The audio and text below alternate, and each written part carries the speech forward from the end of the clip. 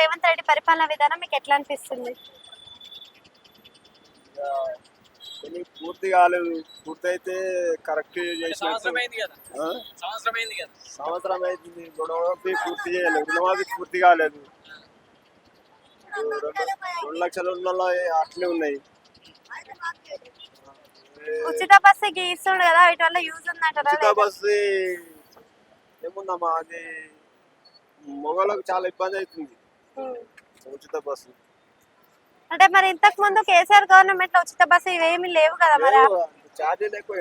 ఛార్జీలు తగ్గిస్తే కొంచెం నయం ఉండే. అందరికి ఛార్జీలు తగ్గిస్తే బాగుండేది. అంటే కేసీఆర్ ప్రభుత్వంలో డెవలప్మెంట్ బాగా కనిపించింది, మరి ప్రెసెంట్ ఉన్న మెరుగే అనుకో. కేసీఆర్ సార్ కంటే రేవంత్ రెడ్డి సార్ కొంచెం మెరుగే ఉంది. ఎందుకు మెరుగు అనిపిస్తుంది రేవంత్ రెడ్డి పరిపాలన మీకు?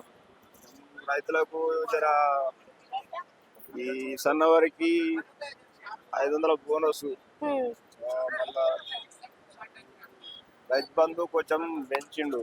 రైతు భరోసా రుణమాఫీ కంప్లీట్ చేస్తే బాగుండే, కానీ రుణమాఫీ కంప్లీట్ ఉచిత కరెంట్ అందుతుందా మీకు?